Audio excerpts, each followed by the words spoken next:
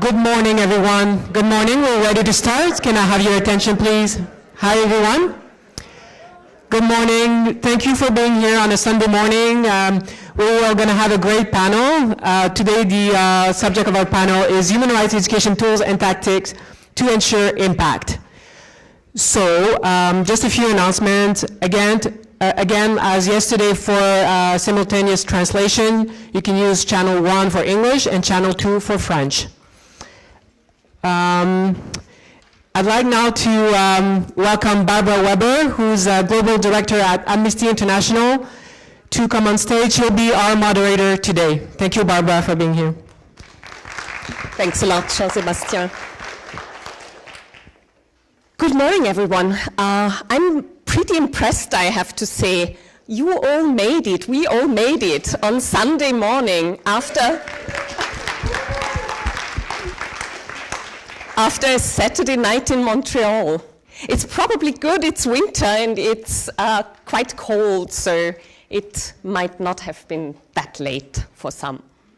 For some, maybe it was. So, tools and tactics, that's our last day of the conference. That's the topic of this morning. We had a quick meeting yesterday with the panelists and we decided to change the format a bit.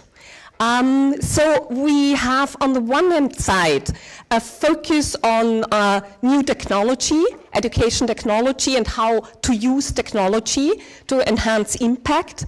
On the other hand, we want to look into evaluation, monitoring, impact assessment, two obviously related topics, but quite different. So we want to give you the opportunity to have 3 presentations, and after the first 2 presentations on technology, you will have the possibility to ask questions, and then we will have the other presentation on evaluation.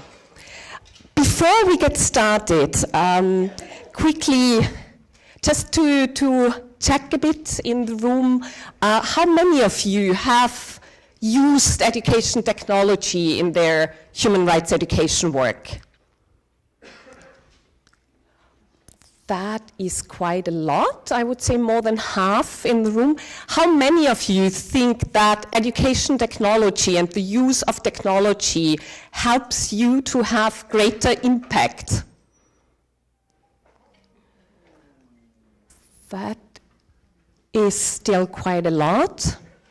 How many of you would say that using education technology is not really human rights education? Because, for example, when you do online courses, you cannot really do what human rights education with knowledge, attitude, skills is supposed to do. Okay. That's a few. That will be interesting for discussions. And in terms of evaluation and impact, how many of you always have a solid impact assessment framework, evaluation framework in place when they do human rights education? Solid framework for... they have to. They will do the presentation, so they have to.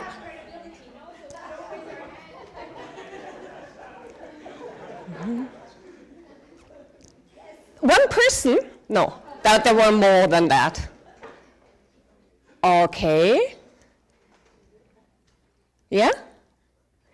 Solid. When I look at people, they are not so sure anymore. Who had a hand up for a solid framework? Nobody anymore? I saw some people. Over there. Okay, let me quickly check. That's sport. No, I think it's good for me. I wake up when I do that. Who was it? The solid framework. Excellent. So why do you do that? Why do you have a solid framework for impact assessment in your project? Well, it serves as a good skeleton. I mean, it doesn't necessarily always work.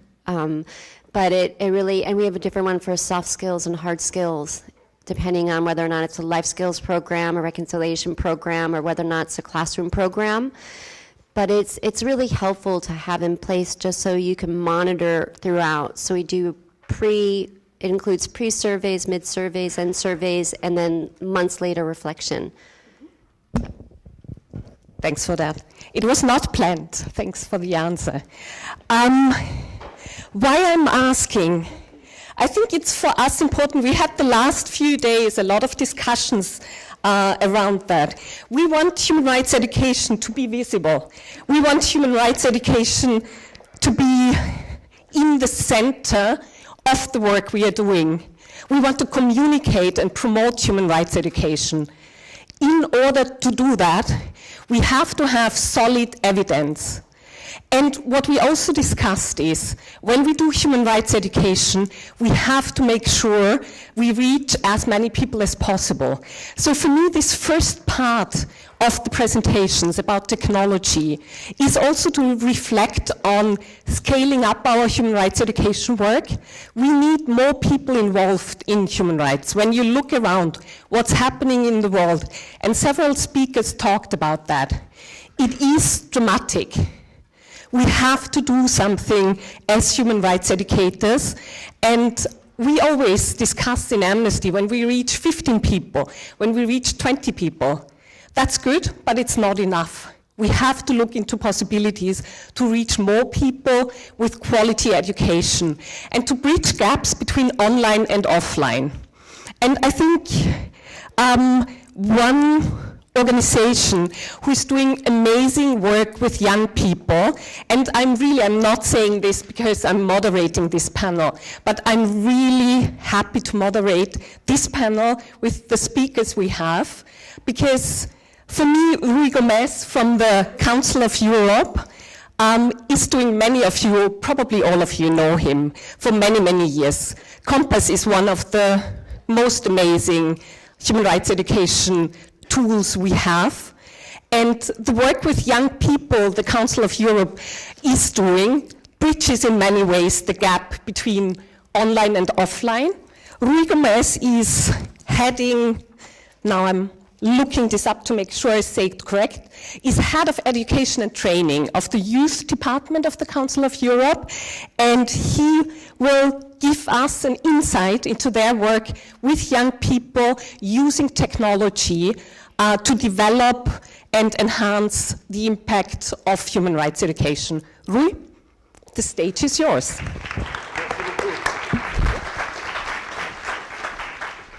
Merci beaucoup. Vous m'entendez? Bien, bonjour tout le monde. J'aimerais tout d'abord remercier Barbara pour sa très belle introduction qui a, je crois, posé un peu la barre un petit peu haute pour moi. J'aimerais aussi remercier surtout Equitas et le Bureau des Nations Unies à Genève pour nous avoir invités à participer à cette conférence.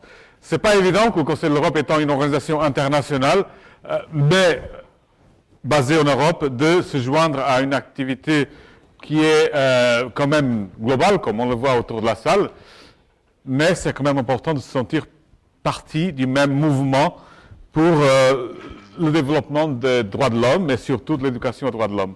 Donc je vais, après cette introduction en français, je vais passer à l'anglais tout à l'heure. Commencer d'abord pour cadrer un peu ce qu'est le Conseil de l'Europe. Le Conseil de l'Europe, c'est une organisation basée à Strasbourg, une organisation européenne, qui regroupe aujourd'hui 47 États en Europe, qui vont de la Russie jusqu'à l'Islande, et qui a été fondée en 1949, avec 3 buts principaux, qui sont encore aujourd'hui sa mission principale, qui sont la promotion et la protection des droits de l'homme, de la démocratie et de l'état de droit. Donc, je le dis, je le souligne, ce n'est pas une organisation ce n'est pas la même chose que l'Union européenne. Le Conseil de l'Europe ne s'occupe pas d'économie, ne s'occupe pas d'autres affaires que ceux qui sont mentionnés, ces 3-là, qui sont intimement interliés. Donc, les droits de l'homme, la démocratie, l'état de droit ne peuvent pas exister l'un sans les autres. Et je crois que c'est important à mentionner. Alors, le Conseil de l'Europe est surtout reconnu ou connu plutôt, je dirais, par la Convention européenne des droits de l'homme, qui transpose au niveau européen une bonne partie des droits de la Déclaration universelle des droits de l'homme, et qui est surtout connue parce qu'elle a un mécanisme judicial, qui est le Tribunal européen des droits de l'homme, qui fait la supervision du respect de cette convention par les États membres, y compris la possibilité de recours individuel. Et donc c'est ça qui fait un peu la force du Conseil en termes des droits de l'homme, c'est qu'au fur et à mesure que la Convention et la Cour, le tribunal se met en œuvre, il y a un corpus de jurisprudence qui est important pour consacrer qu'est-ce que les droits de l'homme et aussi qui peut nous appuyer dans l'éducation des droits de l'homme. Voilà pour l'introduction au Conseil de l'Europe. Alors maintenant, je vais passer à l'anglais. Beside the European Convention on Human Rights and many other conventions that I'm not talking about here, the Council of Europe has also, since several decades, paid attention to human rights education on the grounds that in order for as we know, for the system of human rights of the Council of Europe to survive, it needs to have the citizens learning about human rights and being able to uphold them and defend them. And this has received some consecration, if I could say, in the Charter on Education for Democratic Citizenship and Human Rights Education, which was adopted in 2010, in which the member states somehow, I'm saying somehow because it's not a convention, it's a charter, somehow commit themselves to providing every person with the opportunity of education for democratic citizenship and human rights education. That's the commitment, and that's the basis on which we can work together with member states, with civil society, and with educational professionals to make sure that this somehow becomes a reality. It is not a reality for most young people or children in Europe. Let us be very frank. And it's also a very contrasted reality from one country to the other. So I don't want to generalize now, but it is very difficult to compare sometimes. But there is a lot to be done. By education for democratic citizenship and human rights education, we are talking about, I think this is known to all of you, we're talking about knowledge, skills, and developing attitudes and behavior to empower learners to contribute to the building and defense of a universal culture of human rights. And I stress this, and I wanted to say this, because when we look at technology and what technology can do for us, we have to look at this. How does technology help learners to acquire these skills, this knowledge, these competencies? I think that's the key question. So the Charter applies to both formal education, that is what is commonly known as being implemented in the school system, non-formal education, which are educational processes which are open and based on voluntary participation and which are not evaluated in a strict sense, but are planned educational processes, which is, for example, what we do in youth work. That's a lot of what our activities through the resources that Barbara talked about, like Compass and Compassito, are mostly for non-formal education, but they can be used anywhere. But also applies to informal education, which is the non-planned processes, which I think are perhaps the most relevant when we speak about technologies. Informal education is what we learn together or individually without necessarily planning it, without being planned. It can be just from talking with each other. It can be from being online, watching television, reading a book, etc., etc., etc. So the Charter, in a way, concerns these three fields. And again, when we look at technology, I think we have to take into account the three of them. I work specifically in a program which is, we have labeled as Human Rights Education Youth Program, which has been a little bit the Trojan horse, if I can say, in the positive sense of a Trojan horse, of introducing human rights education to youth work. Some years ago, we came to the conclusion that whatever we do in youth work in Europe does not always carry necessarily a human rights tag in it. Because people are not used to, and because, like many others of us, I think, people also believe that human rights is for lawyers, is for the courts, and so on. And our approach has been to say human rights and human rights education also belong to youth work, and they should be present and inform any activity that we do.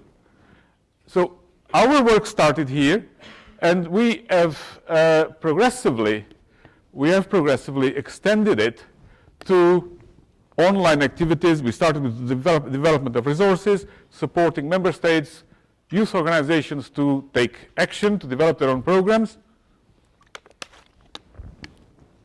And still on the assumption, all the materials that we do, that human rights are at the core, that human rights are always present, and no matter whether we discuss about gender equality, we discuss about discrimination of minorities, the inclusion of refugees, we do it from a human rights perspective, from a human rights-based approach.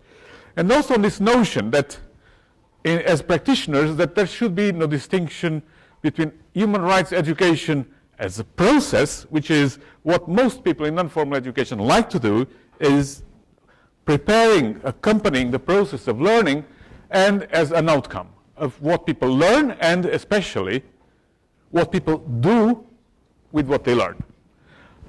So if there is no distinction, again, when you think about technology, we have to think, where does technology help us? In the process and in the outcomes, or in the process or in the outcomes. We have introduced hybrid learning in our activities some, I think, 15 years ago, through a mixing of e-learning and residential learning, face-to-face. But we have taken away a bit of a leap forward with the No Hate Speech Movement campaign, which is a campaign designed for involving young people to combat, to prevent, to denounce hate speech, online hate speech, and especially to call for a culture of human rights online. So we started with an online campaign.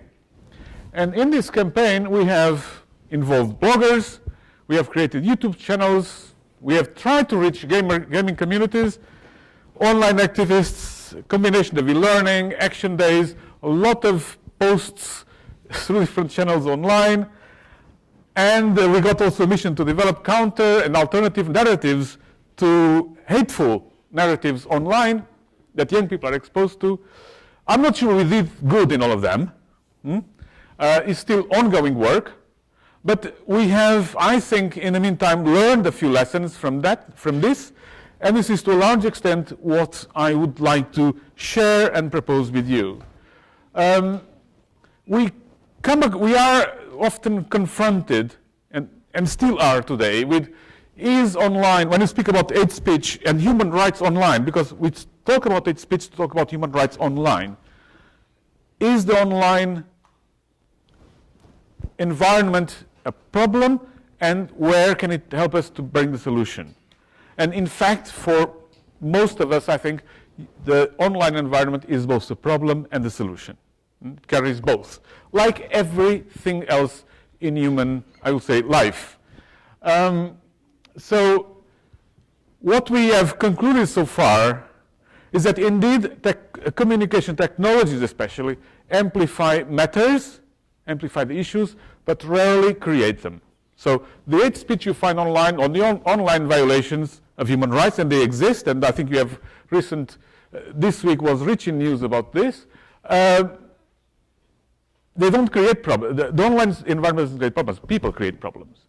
The online environment amplifies them, gives them a different dimension. The second point is that technology is here to stay. There is no point of fighting technology and saying, this is not good for us. It is here. People use it, you use it, we use it. I maybe use it very badly, as you can see, but we use it. And moreover, technology is useful. And it is used by young people. I'd like to stress this. But it does not replace education or educators, at least not now. Maybe artificial intelligence will change this, but for time being, it is not the case. Education requires educators and requires learners as well. But technology is supportive, and there's a supportive function that we should harness, we should be able to use. This being said, technology is not essential. So we should nothing should prevent us from carrying on our activities because of technology. Because sometimes we also just as humans, we can also get stuck by the problems and the limitations, our own limitations in relation to technology. And finally, human rights education requires human interaction.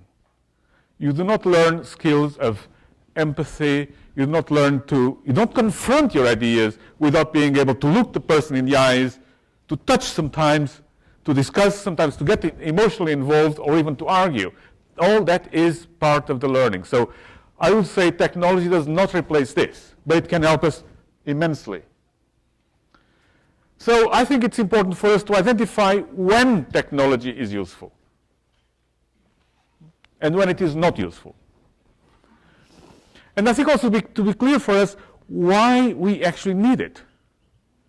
So do we need it because young people use it, so we must follow the young people?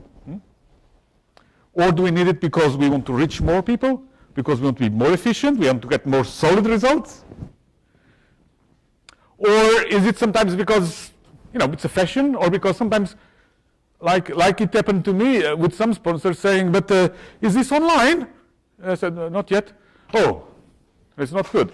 Sorry. It's not because it's not online, it's not good. You can say, it's not online, it's a pity.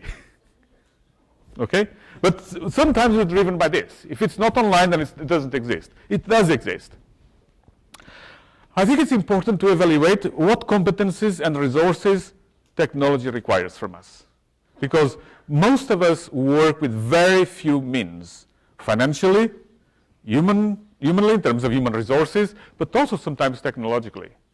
So before we invest into something, I think it's important to check what does it cost. And I'm not saying this only from a point of view of economy, that it can drag the resources that we would need otherwise for actually education. I think it's important also to check the human rights compatibility of technology solutions. And this means to which extent the use of information technology support or not human rights learning. Does it encourage participation? Does it encourage dialogue? Does it encourage exchange? Does it encourage critical thinking?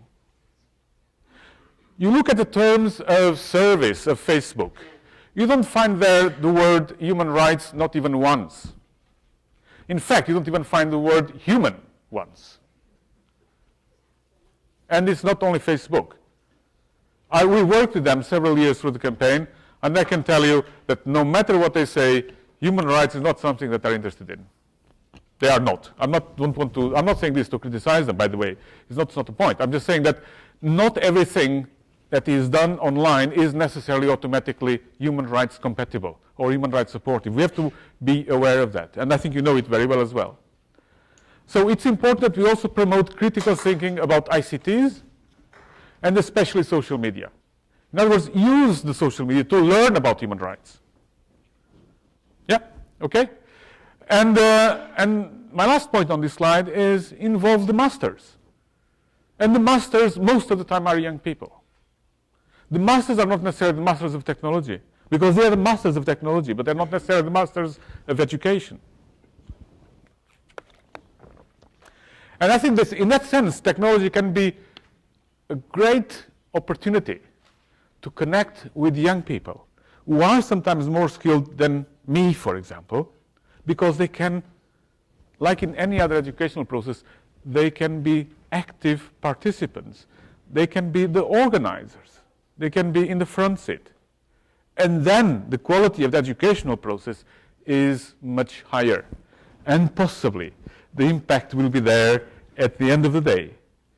I'm not going to give examples now more how technology can help us record this, measure that. It can. I don't think we need those details. I'm sure that they will come, and I'm sure that many of you know them. But I just wanted to just propose these kind of guidelines to say, yes, it is possible, yes, it is good, but let us pay attention to it. This slide is a bit out of place. I don't know why. Anyway, what I wanted to say with this slide is that one thing we learned with the campaign is that online or offline are not two worlds. It's the same. Because the people are the same. the people who interact online are the people who interact offline. So that's important to keep in mind. It's not this or that. It's most of the time it's this and that. It's the online and the offline, and of course we have to give different relevance to one or to the other according to what we want, what our values are, and what our capacities are. But it's the two worlds are part of the same nowadays. Okay, that was really out of place. I think that that's done already. Then we are still open. We still need to address questions that we don't necessarily have answers to, such as what do we do with echo chambers? We create situations, we amplify situations in which the same people are exposed to the same news, to the same way of thinking, and do we disconnect from society as well? Do we create also this human rights cozy community, or this club that sometimes people say, or this, if I want to use some expressions from the country where I live, this left-wing human rightist Islamist something community of educationalists? So how do we get out of this? That we don't close ourselves. How do we deal with fake news? And how do we deal with populism? And fake news and populism are not necessarily all in the other side. We also have to deal with this, for example, in the same way we have to deal with emotion. I mean, everybody dreams of the viral YouTube video, okay? The 1 minute, the 90 seconds that is going to, but that's last 90 seconds. And after, what happens? Okay? So how do we deal with this? I just put here that on the bottom, the most common, I'm stopping? Yes. The most common forms of, the reasons why people go online, and especially on social media, is none of them has to do with human rights. It's to stay in touch, it's to stay up to date, it's to fill up spare time, etc., etc. Human rights are not part of it. We can make it part of it, but I'm not sure that's where we can invest our resources better. I stop here. There is always somebody on the other side. Online, we don't always see that person.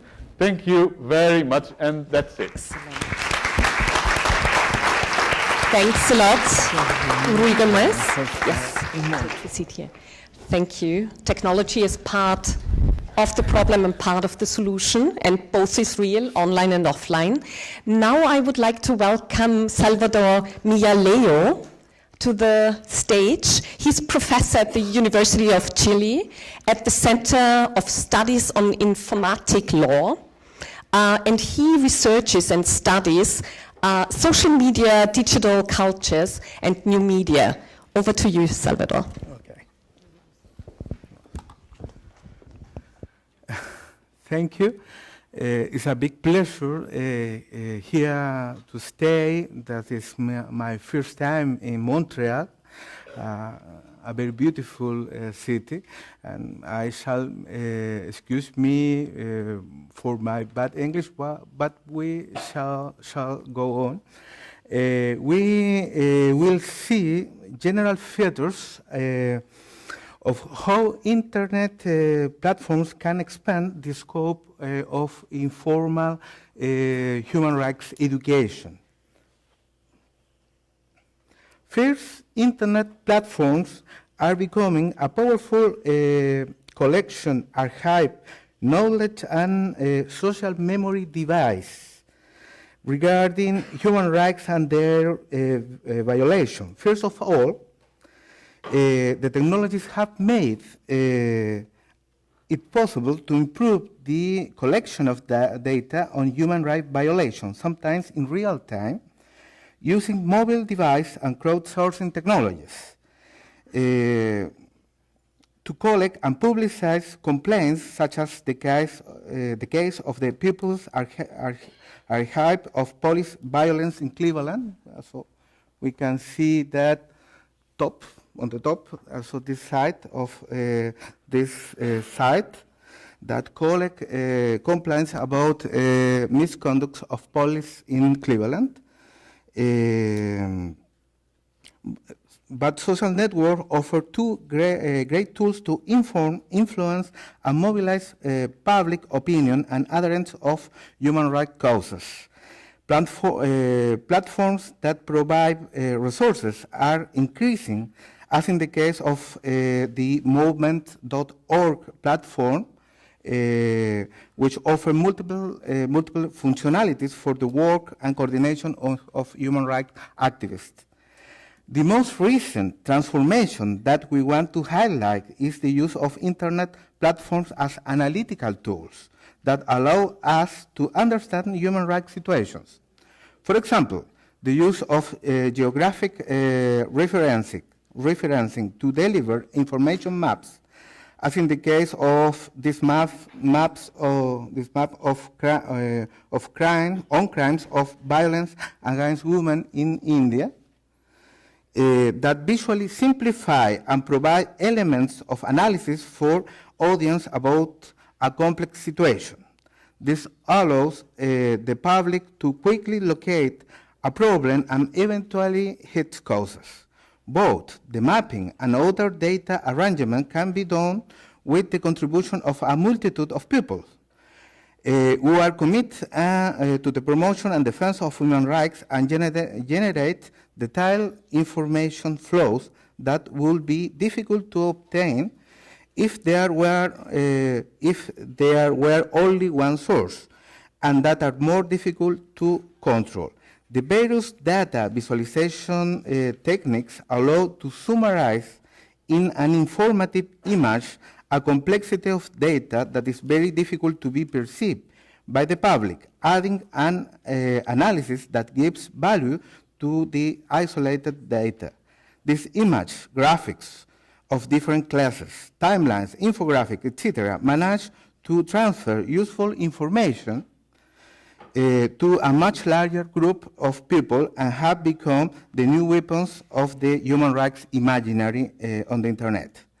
A great example are those platforms that allow visualizing the use of public budget resources or the level of fulfillment of governmental electoral promises within other multiple possibilities offered by online transparency platforms and sites. With all these uses, technologies become true builders, or at least organizers of collective social memory. This is evident in the use of platforms to recover historical memories of human rights violations that have occurred in the recent or distant past. For example, we can mention in my country, Chile, how a platform of popular declassification arose for victims of torture during the Pinochet dictatorship. These victims could make their history known to a truth commission led by Bishop Ballet a decade ago in Chile, and now they could make known voluntarily these facts to the public through the platform, given the government's refusal to lift the secret that rules the archives of this truth commission.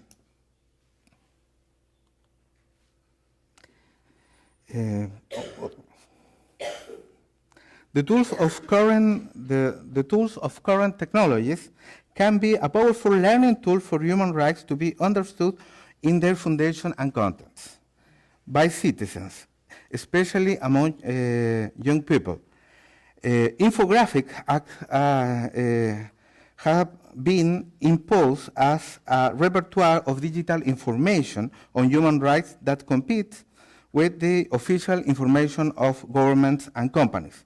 Much more than before, images play a crucial role in spreading the threat and importance of human rights. The photos and videos of denunciation, amateur or professional, are materials very easy to spread in social networks, in social media in general, and that cause great impact in situations of scarcity or control of information. A great challenge is the classification and conservation of this material as a historical heritage of humanity. Within the use of video, the use of animation to bring complex human rights information to a lot more people, not only for children or youth, is becoming a privileged tool of communication at present. Finally, internet memes And online games must be highlighted as tools that use the humorous and playful counterculture that underlies the internet to disseminate and promote human rights. Memes and online games are part of the life work of young generations, and their potential to spread human rights is enormous. Finally,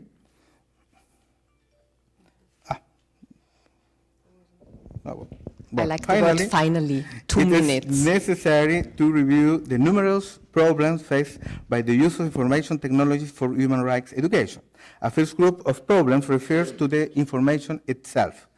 The false attribution of responsibility for violations or abuse of human rights is a problem on the internet where it is very easy to make mistakes within the culture of fermentation on digital hatred or hate speech that has spread in social networks. Other problems are the staging of certain materials, such as photos or videos that are spread over the internet, as in the case of the video of the Syrian hero boy produced by a Norwegian citizen, and different other varieties of information manipulation. Another group of problems is how information is produced or disseminated in terms of what we actually are, thanks to technologies, in the presence of the highest surveillance state that has ever existed, through the various traces left by our interaction in internet and that allow people to be tracked. There are serious problems such as threats to the privacy of those who use internet platforms to report abuse, expressed, for example, in the follow-up of the activities of human rights activists in messaging platforms such as WhatsApp and others. Censorship of the same platforms by governments or by the companies that serve as internet intermediaries.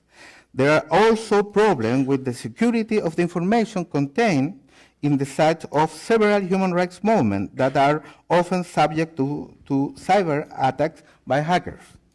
To conclude, it should be noted that the greatest limitation to the use of technologies and human rights technologies for the human rights education come from the gaps between IT experts and human rights movements, where there is still no full awareness of the potential of those tools. But also, there is a serious problem of inequality, the digital divide, because groups with less access to information technologies are also the most vulnerable to threats to their dignity and rights, so that they have seldom reached the political use of technology made by others. We can cite, for example, in my country, or in general Latin America, the movements of peasant women and indigenous communities. We are finished. Thank you very much. Thank you.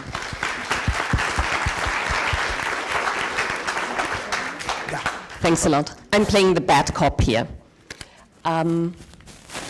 Salvador will join us for a few questions. Thanks a lot. I saw it's already quite active here on the question space. So the first question goes to Rui, and it's about, so it's asked to specify what strategies have been used to deal with fake news. Very, very important one. Thanks for asking that.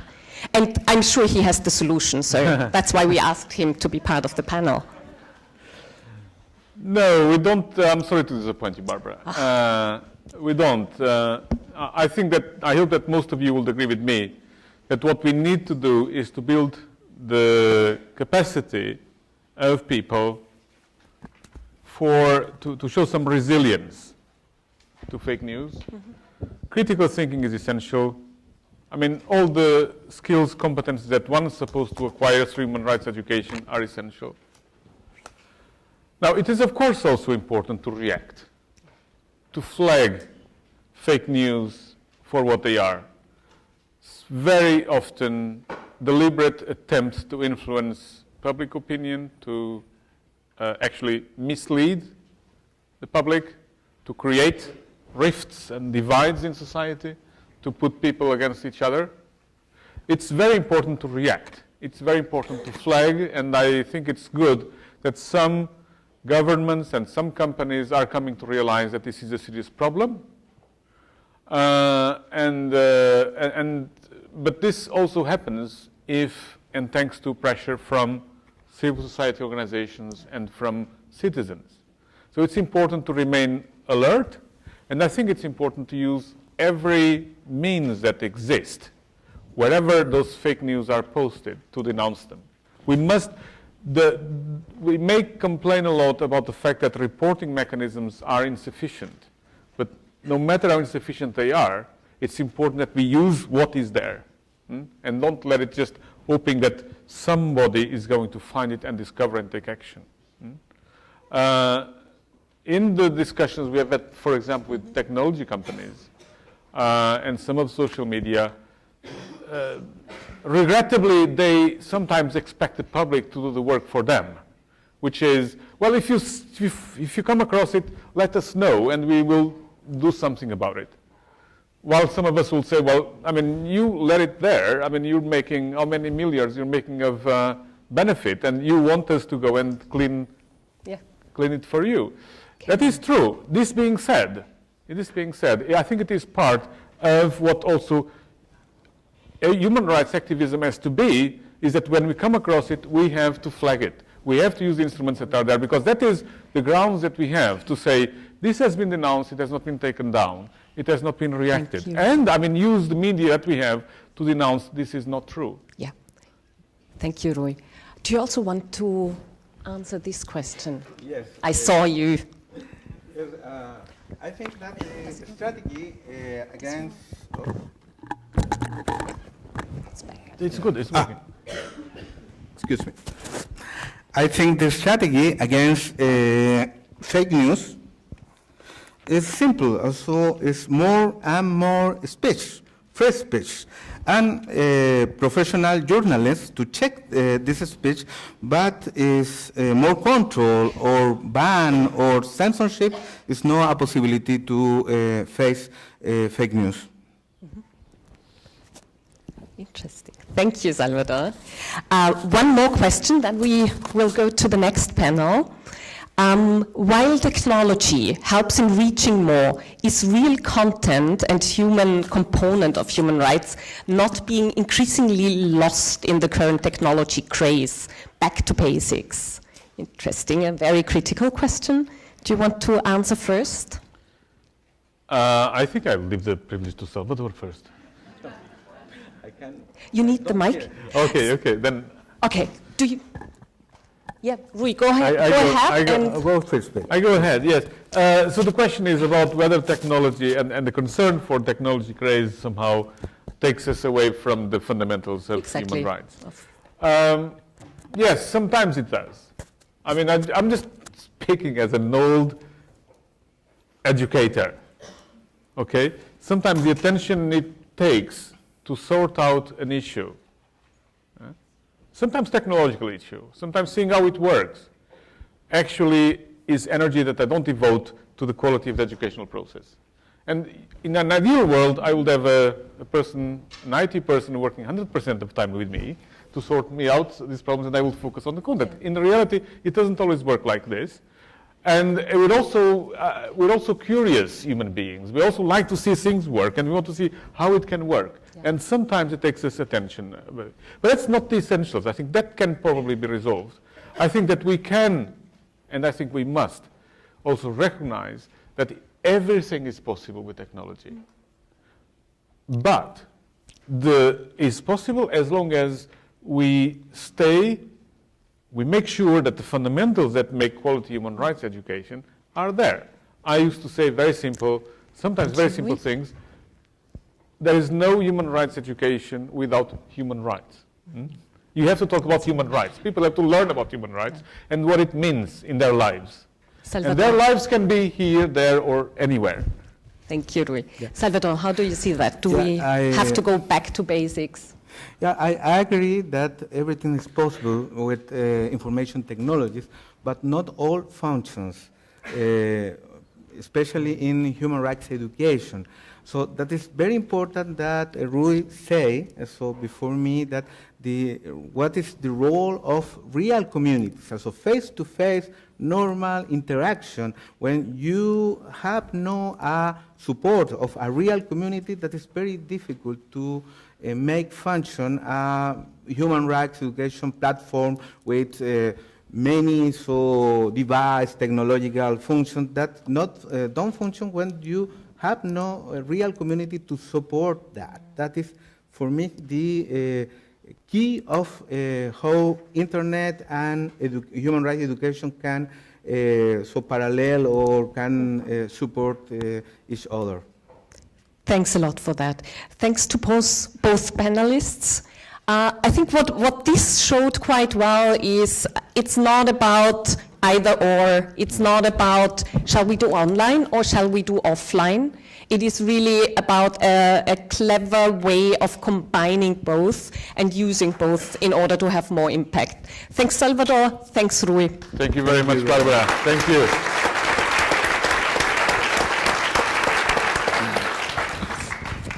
And thanks a lot for the lively voting and all the questions. Get hold of them afterwards during the break and ask your questions, please.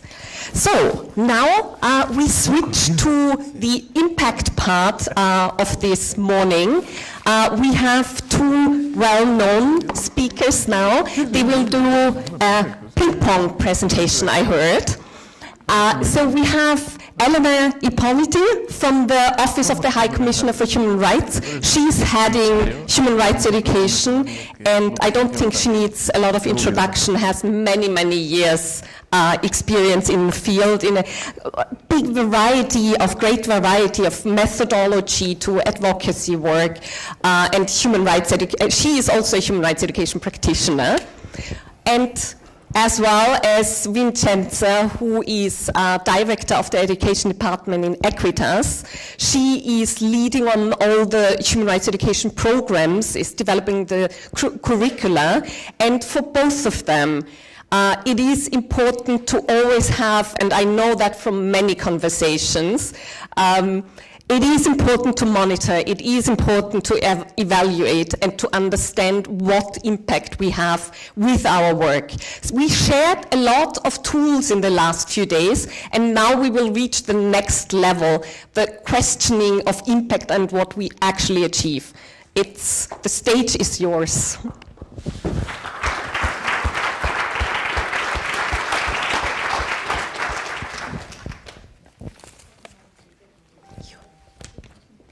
All right, thank you very much, Barbara. And so we're going to be sharing the presentation, and Elena and I go back a long time. Our organizational and personal relationship dates back to 1998. And the evaluation tools and strategies that we'll be presenting this morning are really a major component of this long collaboration between OHCHR and Equitas. And as Barbara highlighted, we've had the opportunity over the last 2.5 days to share an incredible number of really great human rights education practices. However, one of the great challenges we face as human rights educators is really to be able to show evidence of the results of our human rights education work. And the tools we'll be talking about are really our contribution to that attempt to show evidence of our work. So what we'll be talking about, briefly overview of our understanding of human rights education so that you know where we're coming from in terms of evaluation, the types of results human rights education can achieve. Then we'll be presenting briefly the two tools. One is the handbook, the evaluation handbook that all of you received at, that big, heavy book, blue one, that you received at registration. And then we'll be presenting a new tool that we've developed, which will help us develop appropriate indicators for measuring human rights education, and then share some ideas of what's next. So I'll turn it over to Elena, we'll start, and then I'll come back. And quickly to mention, we have reset the question space, so it's possible now to start with questions about evaluation and impact assessment. Yeah, but actually it is clear to all of us, I guess, that if we want to measure or work on the impact of our human rights education activities, we need to be clear on what we understand as human rights education. Now, I will not take time on that because Rui already gave actually the same definition, so that's good also to see that the European level, at the United Nations level, we kind of agree, right? So that's already a good sign. Good. So we're talking about knowledge, skills, all learning that builds knowledge, skills, attitudes, and behavior that enables people to take action for human rights. So a process of empowerment that starts with the individual learner and then reaches out to the organization, the community, and to the society more broadly. Now, if we, I think if we need to, if we want to measure the impact of our human rights education, I think it is very important that we unpack a little bit this concept of impact. What do we mean by impact? What are the results we wish to achieve as, through our human rights educators? You have here a little diagram that starts from the bottom, actually, and then moves up. And at the bottom, we have our training activity. Now, what would be, first of all, the short-term results we want to measure? There would be changes in capacity, the capacity of our learners that can be attributed, those changes, to our education activities. Those will be the short-term, the immediate result, immediate outcomes that we want to achieve. Then, moving to the medium term, going up, we want to measure changes in behavior, practice, or performance of the learners, but also of the others that have been touched by our human rights education activity. And those focus on issues related to action, social action, or networking, or participations. Then we have the longer-term results. Those will be changes in state, condition of well-being, which are changes in the communities or the societies where we organize our human rights education activity. And of course, there will be much broader kind of results, such as respect for human rights, respect for diversity, inclusion, peace, participation. Now, how do we measure these changes? We measure these changes through evaluation. Now, here actually, to explain a little bit also these different levels of the learners first, their community, and then the society at large, we use usually this image that you see in this slide, which is the image of a drop. A drop would be our training activity that has an immediate result, which is the splash on the water. But then its impact will slowly and gradually reach out broader and broader cycles. Evaluation. Evaluation obviously is an essential part of all our training work or education work, and is what we used to we stress as systematic exercise that gathers information about these changes that take place at the level of the learners, of the level of their organizations, and there at the level of the society at large, that lead to greater respect to human rights, and that can be reasonably connected, and that we could spend quite a lot of time on this word, reasonably connected, to our human rights education or training activity. And of course, evaluation allows us to continuously improve our work. At the beginning of our courses, the office has a training of trainers program that runs for UN staff, but also for others. We always ask our participants, so when do you do evaluation?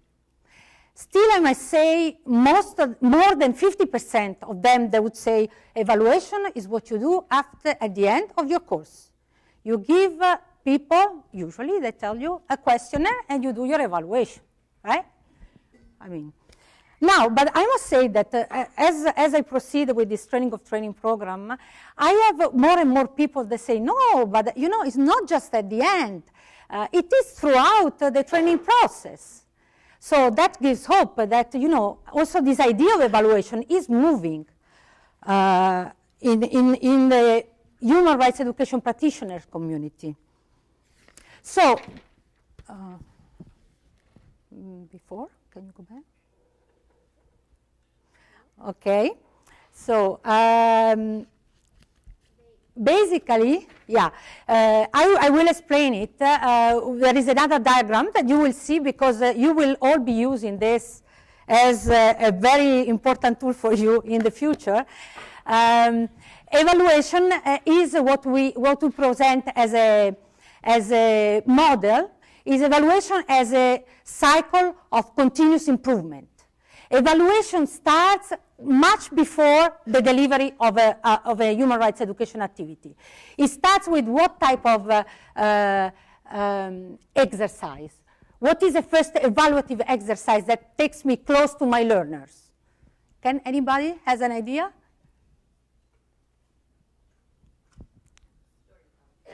Sorry?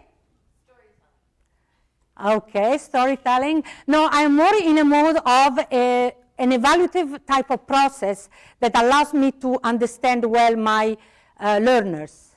Yes? Yes. On the other side, there would be a training needs assessment, right? So training needs assessment would be what I do at the planning phase when I am planning a training exercise. Then I design my training. Can I still do some kind of evaluative type of work when I design my training before I go into my classroom? Yes? While I'm still now, I have designed the program and I want to make sure that is correct or that is good. Yes? Yeah, like for instance, piloting would be one. It's what we call a formative evaluation. Formative evaluation is the one I do while I am forming designing the activity. Then there will be the delivery of the activity when I do end of training summative evaluation, could be end of the day evaluation or end of the course evaluation. And then in the follow-up, I have a transfer and impact evaluation when I look again at the impact both at the level of the organization of my learners, but also broader in terms of, do we find it? Okay, this is the one. I don't know what happened. Yeah. But now, you know, you have heard about it. Now it's going on. And you will see it in a graphic. As I said, here it is. Voila. Need assessment during the planning phase, formative evaluation during the design phase, end of training summative evaluation during the delivery of the training activity, and during the follow-up, transfer and impact. Now, both what I said about evaluation and what I said about results are much more dealt in depth in these two materials that are joint undertaking, as Vincenzo was mentioning. Yeah? I'm on. Now, can I ask you how many of you have used this tool, the handbook, the evaluation handbook? Can you? Okay, that means around 30, 40. Okay, so we hope that this is an opportunity for you to take it back, to open it and use it when you go back. Now, Vincenzo was saying that the HRE Equitas cooperation in the area of evaluation dates back to many years. Through our own training of trainers program, the one that Equitas does and the one that the office does, we realized more and more that there were more and more activities. You remember I said that at the beginning when we opened this conference. Since 20 years ago, there has been an incredible multiplication and proliferation of human rights education activities, right? But more and more, our partners were asking us, give us practical tools to measure, to evaluate our work in order to improve it. That's how we started discussing a possible work on evaluation together. We had a symposium here in Montreal in 2007 to discuss this, where we brought together something that should happen more in our community.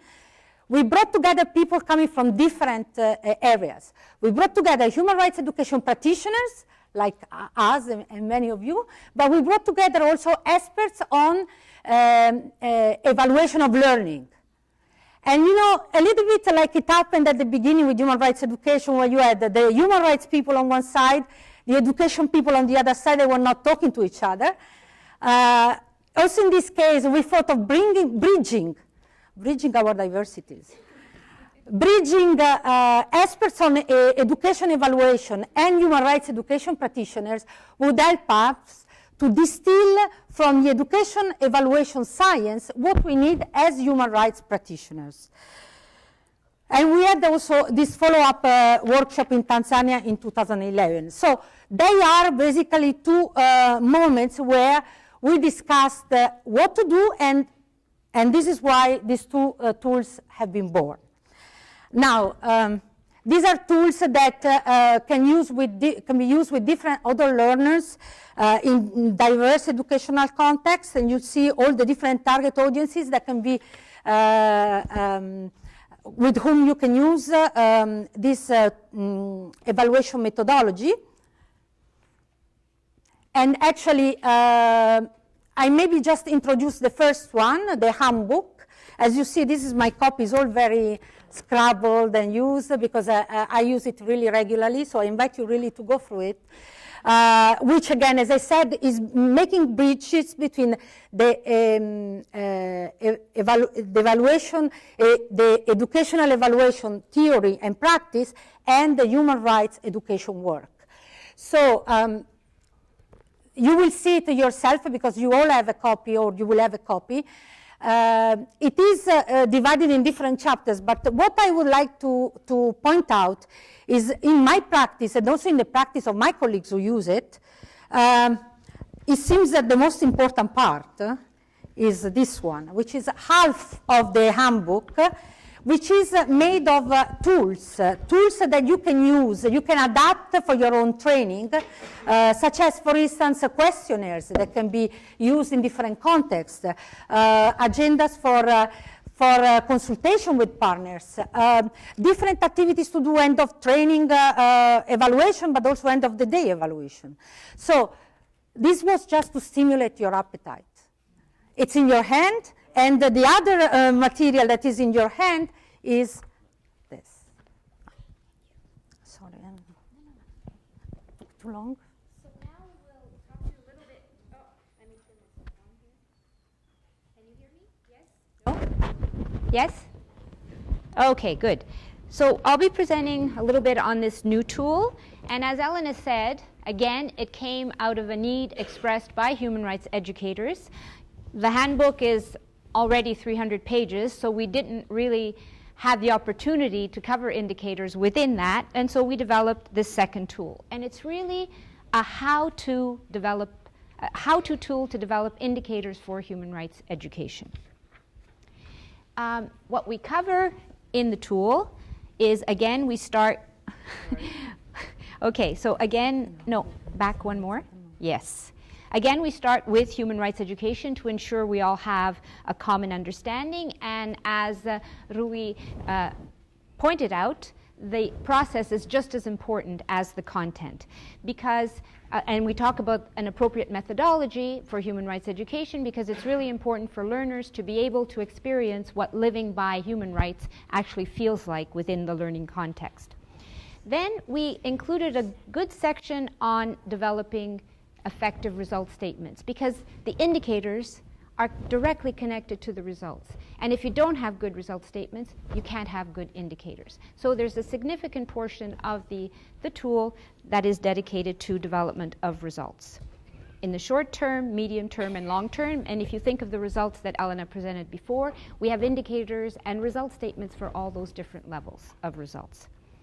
And when we get to the third part, that is where we actually deal with indicators more specifically, and we really provide a step-by-step process for developing effective indicators for measuring the results of HRE. And like the handbook, we have about, I checked, it's about maybe, the tool is 60 pages, there are about 18 pages of indicators.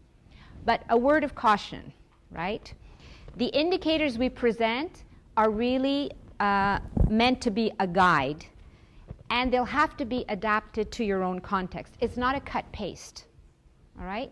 You need to look at the indicators to inspire you and then really pay attention to the results you want to achieve, the context in which you work, and these things you will develop with your stakeholders. So that's a really important message, that result statements and indicators need to be developed in collaboration with the people that you will be working with.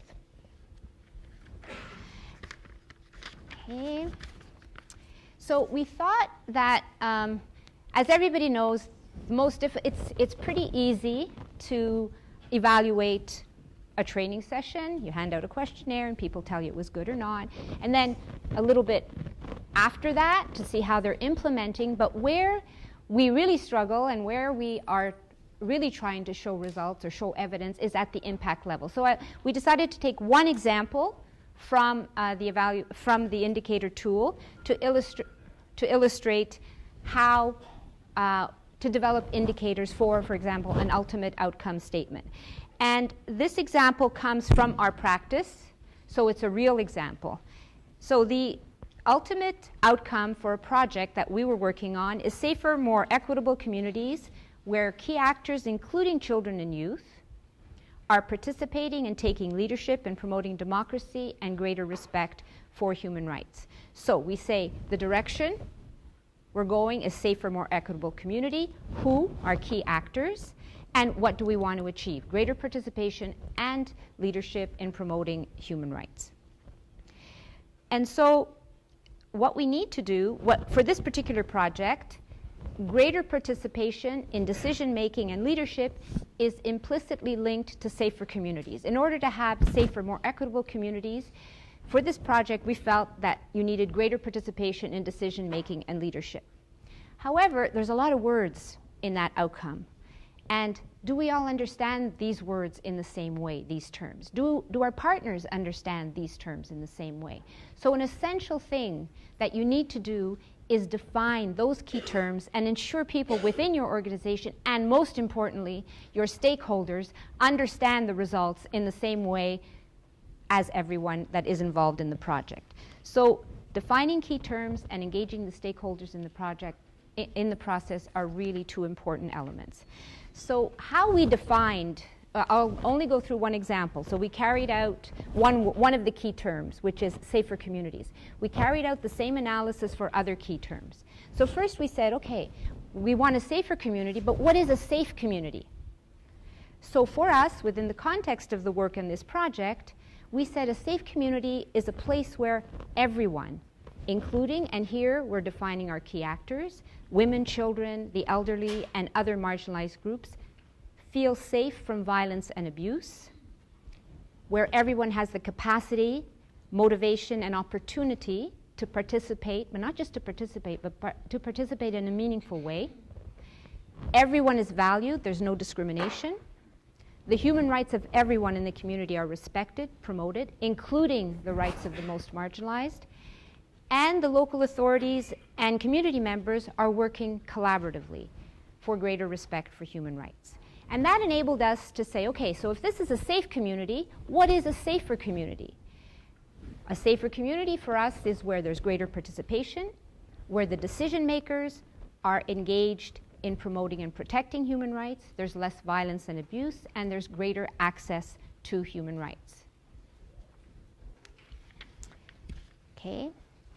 And that enabled us to clarify for ourselves the ultimate outcome.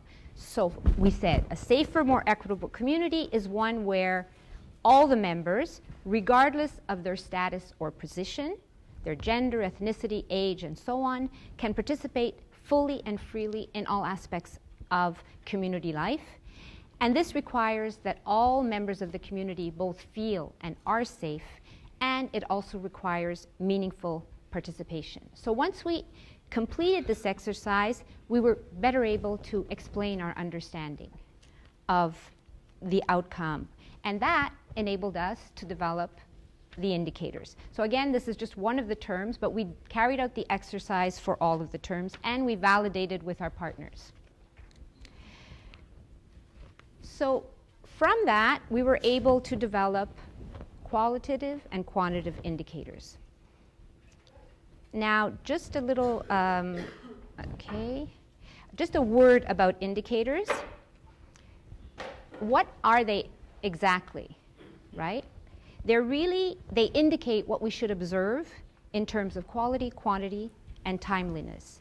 They enable us to measure actual results against the results we've planned, and so they have to be directly related to the results we want to measure. Indicators do not explain change. They don't specify the direction of change. Our result statement does that. And they don't specify the target of change. That we do with baseline and targets that we also develop, which are also dealt with in the tool. So in this sense, indicators are neutral. So for this particular project, the quantitative indicators, and remember quantitative indicators measure quantities, we've developed these 3 indicators. I'm not going to read through them because you're able to see them. I think the point that I want to make, and very often we think of quantitative as just numbers and qualitative as, yes, judgments, perceptions, attitudes, but we also need to quantify qualitative. We need to be able to count. Even if we say we want to measure satisfaction. Vincenza. That was me from What the happened? off. I'm the bad cop from the I'm off. sorry. 2 Okay. minutes. Okay. Oh, 2 minutes. That's plenty of time. I only have one more. Okay. Yeah, I thought I had an echo. No. Okay. God. So what's important is that you also have to be able to quantify qualitative data. And now, in terms of where do we go from here, what we need to do as human rights educators is we really have to engage in more knowledge building and sharing about human rights education evaluation. And what does that look like? Well, we have to document not only our results, but also the processes. And it's not enough to document them, we have to share them with each other. We have to share our reports. That means putting them on our website so other organizations can have a look and read. We have to share impact stories and do this through different media. None of our partners from Tanzania can attest to that. A report doesn't work too well in a community, but a gallery walk does. And different ways of reporting, showing those results back to the community. And also developing the evaluation capacity of other human rights educators. And that has been our goal, OHCHR and Equitas, is really to provide some tools to develop this capacity. And we encourage you to use the tools, but also to build on the tools and share with us and with each other. Barbara, was that, am I under 2 minutes? That's excellent. Thank you. Thank you. Yeah. Thank you very much.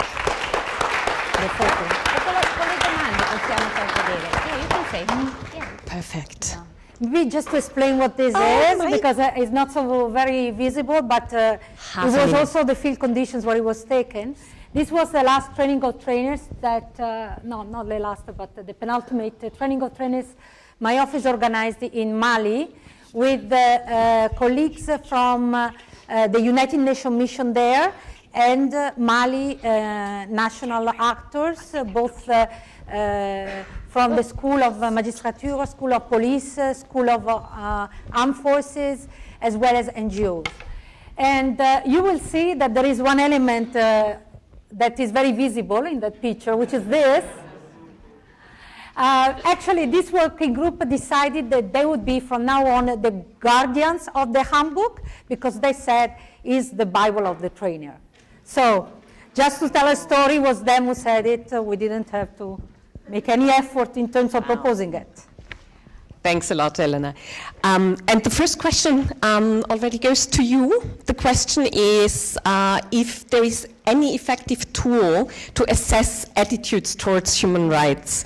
Ella thinks that knowledge is much easier to assess than attitudes. How do you see that? Yeah.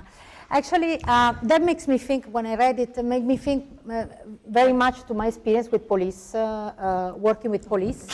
I've been on and off responsible for training for police for about 25 years. And so this is a very interesting question in that context. I must say that one of the most important part of that training was a role playing that we were running for like hours, meaning that in different moments, I mean, with some spaces, but a role playing where we would put the police officers in a situation to see how they would react and how they would perform in line with human rights in the context. And I must say that in that moment, they can start looking for rights text and things like that, but as a matter of fact, their attitudes comes out very, very clearly. So there are plenty of possibilities to measure attitudes through things like role-playing, for instance, and some of the time that's all we want to measure, maybe. So you wouldn't say it's more difficult? No. It's just using the right tools. Yeah, you see. And I think... And there is a lot in here about it, of course. And maybe, yeah. am I still on here? What I'd like to add, and one of the things that Luis again brought up was the importance of critical reflection. And one of the things we do in our training is help participants build this capacity. So we start asking them, right from the beginning, have you changed your perceptions about anything based on what you've done in the program or based on conversations? Because you need to look at the training session not just as what happens when the group is together in that formal setting, but the whole happening of the training event. And at the beginning they say, well, how can I have changed my perception? We've just started. But you need to build their capacity to critically reflect. And so that enables them, by the time they get to the end, to really say, yes, I thought this way when I started, but now I think like this. And then you record that data and you code it, and you're able to find patterns of changes in perceptions which lead to changes in attitudes and eventually behaviors. And all of a sudden, it's not rocket science. It's just about using the right tools. Exactly. The next question is more about probably what you see when you do impact assessment. So do you fear that human rights education is increasingly about behavior, values, empowerment on the expense of human rights knowledge as such? So do we have any impact on human rights knowledge with human rights education? Do you want to answer first? I think if you recall the results chain, the first level is knowledge about human rights. And those are, and you see they were connected, so that doesn't stop, because knowledge could be facts, information, but that knowledge and information needs to develop into understanding, and that leads to action. So a human rights approach, a human rights-based approach, is essential in human rights education. And we don't not talk about human rights. We start to talk about human rights from the first moment. But the process focuses on the individual's experience, the individual's lived experience of human rights, and then we add knowledge about human rights, and that is essential. It's not a test, because I strongly believe that people can have the best knowledge of human rights, but if it doesn't translate into practice, they might as well not have it. Yeah, I think it comes again back to the issue of how key is methodology, because again, many people say, oh, we're doing human rights education, and maybe they don't have absolutely any connection, first of all, with the people they are working with, and they don't have any impact. Now, how far you go into also human rights knowledge in terms of law and rights and mechanisms for protection and so on would depend on who are your learners. And that's, I think, is key for any human rights educator. At the center of the process is the learner, is not the trainer. So the trainer may know a lot of things about human rights law, but he may not even mention human rights with the audience.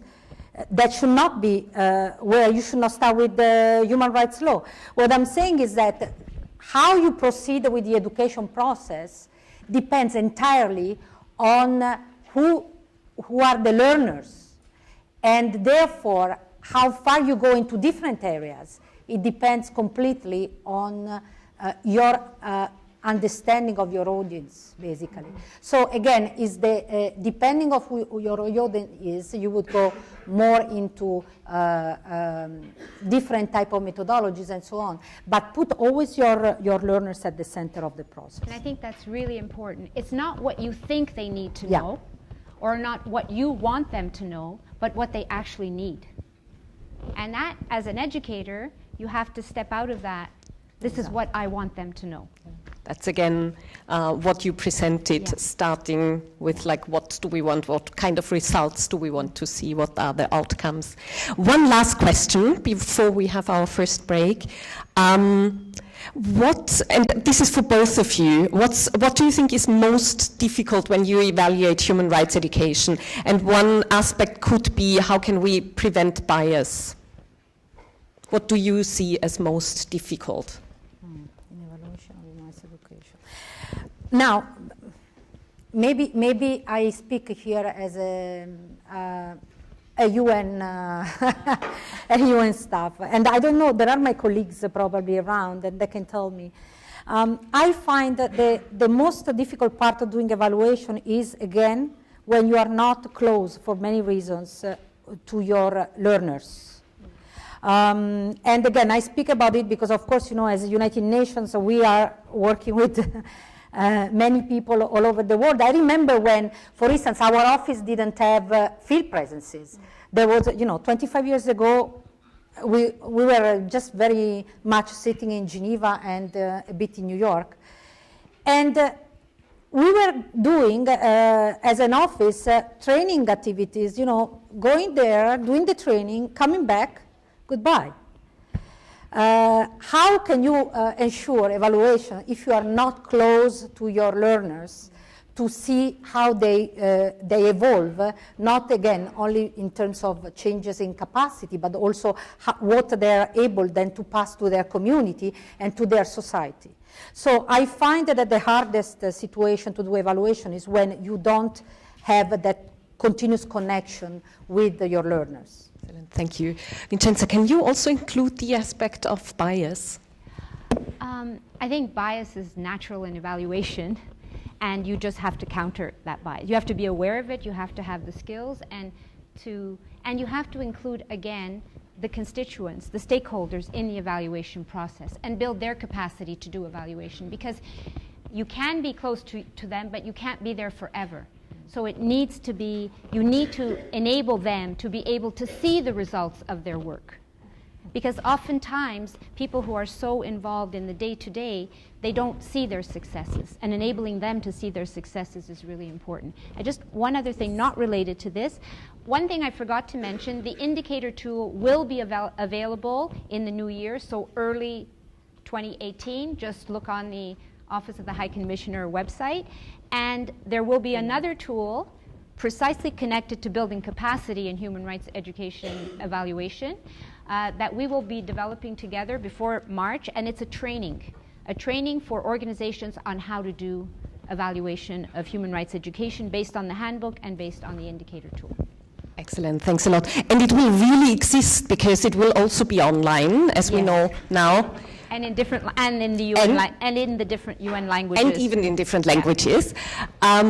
So what is good news for me is when I listen to the two of you, it sounds like it's really easy to do evaluation. So it's just about doing it.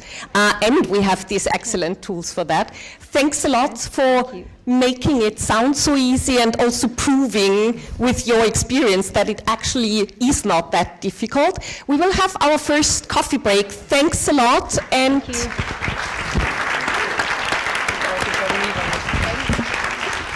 Before you leave, I'd like to thank our panel. Thank you so much, Barbara, also for moderating this session. It was great. So we have a few gifts for our panels and our moderator. Thank you so much. I have a few announcements before you go, so please don't go now.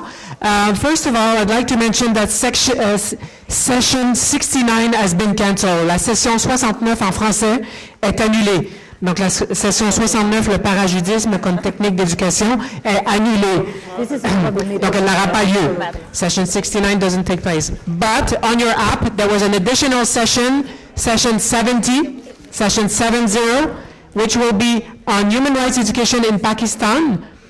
And it's in room 2.285, 3.285. 3.285, there's a session, additional session on human rights education in Pakistan.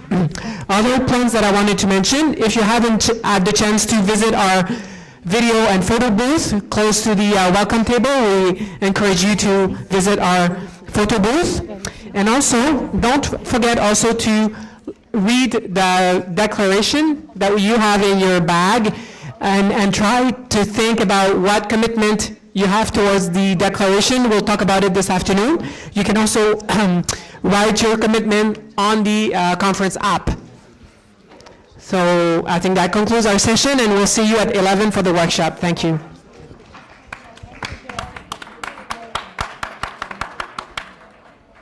Good. So Thank you very much. I think it's very valuable work that you have there. It's really very helpful. it's really demystifying because it's easy to say we can't. It's not. I don't know what happened to these slides. Why they are like, it went crazy. You know this book?